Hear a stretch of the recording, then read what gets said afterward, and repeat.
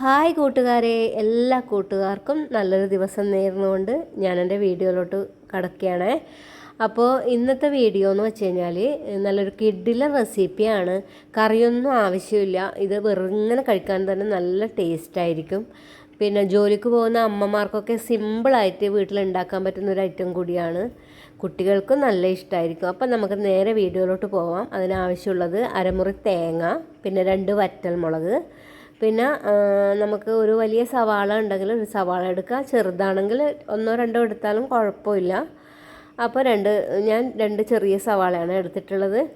അപ്പോൾ സവാള നന്നായിട്ട് ചെറുതായിട്ടും അരിഞ്ഞെടുക്കുക. പിന്നെ വേണ്ടുന്നത് കടുകാണ്.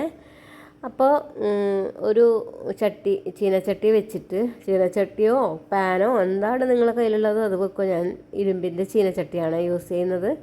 അപ്പോൾ അത് വെച്ചിട്ട് അതിൽ ഓയിൽ ഒഴിച്ച് കൊടുത്ത് കടുക് പൊട്ടി വരുമ്പോൾ നമ്മൾ 1-2 എത്ര വറ്റൽമുളകാണ് നിങ്ങൾക്ക് നന്നായി എരിവ് വേണമെങ്കിൽ ഒരു 3-4 വറ്റൽമുളക് എടുക്കുക. ഞാൻ 2 വറ്റൽമുളകേ എടുത്തിട്ടുള്ളൂ. പക്ഷെ വറ്റൽമുളക് ഇതിൻ്റെ ഒരു മെയിൻ സാധനമാണ്. അതിൻ്റെ ആ ടേസ്റ്റ് ഒന്ന് വേറെ തന്നെയാണല്ലോ, നിങ്ങൾക്കറിയാമല്ലോ. അപ്പോൾ കറിവേപ്പില കൂടി ഇട്ട് കൊടുക്കുക. നാടൻ കറിവേപ്പിലയാണ് ഇത്.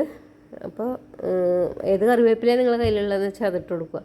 അപ്പോൾ അത് സവാള ഇട്ട് വഴറ്റി കൊടുക്കുക. അതിന് ശേഷം സവാള ഇട്ട് നന്നായിട്ട് വഴറ്റി കൊടുക്കണേ. നല്ല മൂത്ത് വരണം, എന്നാലേ അതിൻ്റെ ടേസ്റ്റ് കിട്ടൂ.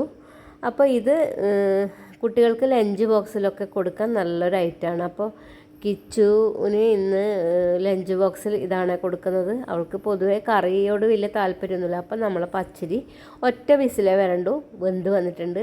നന്നായി വെന്തുടയാൻ പാടില്ല, അപ്പോൾ അതിൻ്റെ ടേസ്റ്റ് പോവും.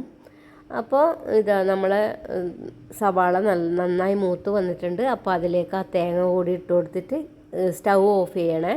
അല്ലെങ്കിൽ തേങ്ങ നല്ല ഡ്രൈ ആയി പോകാൻ സാധ്യതയുണ്ട്. അങ്ങനെ ഡ്രൈ ആയി പോയി കഴിഞ്ഞാൽ ഇത് ഒരു ടേസ്റ്റ് കിട്ടൂല. അപ്പം എന്ന് പറഞ്ഞാൽ നിങ്ങൾ ഇത് നേരെ നമ്മളെ പച്ചരി വേവിച്ചതിലേക്ക് ഇട്ട് കൊടുക്കുക. എന്നിട്ട് നന്നായിട്ടൊന്ന് മിക്സ് ചെയ്ത് യോജിപ്പിക്കുക. പിന്നെ ഇത് ബ്രേക്ക്ഫാസ്റ്റായിട്ടും കഴിക്കാം. ഇനി ഉച്ചക്ക് ചോറിന് കറിയൊന്നും ഇല്ലെങ്കിലും കഴിക്കാം, കുഴപ്പമൊന്നുമില്ല. നല്ലൊരു ഐറ്റമാണ്. അപ്പോൾ നിങ്ങൾക്ക് ഈ വീഡിയോ ഇഷ്ടപ്പെട്ടിട്ടുണ്ടെങ്കിൽ എൻ്റെ ചാനൽ സബ്സ്ക്രൈബ് ചെയ്യാൻ മറക്കരുത്. കൂടാതെ ബെല്ലൈക്കൺ ഇനേബിൾ ചെയ്യാനും. അപ്പോൾ അതിന് വേണ്ടിയിട്ട് കറിയൊന്നും വേണ്ടാന്ന് പറഞ്ഞെങ്കിലും ലഞ്ച് ബോക്സിൽ കൊടുക്കുന്നതുകൊണ്ട് ഞാനൊരു സലാഡ് കൂടി ഉണ്ടാക്കിയിട്ടുണ്ട്. വേറൊന്നുമല്ല, തൈരിൽ തക്കാളിയും സവാളയും കൂടി ഇട്ടിട്ട് ഒരു സാധാ സലാഡ്. അപ്പോൾ അതുകൂടി ഉണ്ടാക്കിയിട്ടുണ്ട്. അപ്പോൾ അത് കഴിക്കുകയൊന്നും ചെയ്യില്ല, വെറുതെ ഉണ്ടാക്കിയെന്നേ ഉള്ളൂ. അപ്പോൾ നിങ്ങൾ ഒന്ന് ഉണ്ടാക്കി നോക്കണം. എന്നിട്ട് എന്നോട് കമൻറ്റിൽ അറിയിക്കുകയും വേണം. അപ്പോൾ നിങ്ങൾ ഇനി ഇതിലെന്തെങ്കിലും മാറ്റം വരുത്തണം എന്നുണ്ടെങ്കിൽ അതും നിങ്ങൾ എന്നെ അറിയിക്കണം. അപ്പോൾ ഈ വീഡിയോ നിങ്ങൾക്ക് ഇഷ്ടമായിട്ടുണ്ടെങ്കിൽ ലൈക്ക് ചെയ്യണം, ഷെയർ ചെയ്യണം, കമൻറ്റ് ചെയ്യണം. Okay, bye bye, Tata.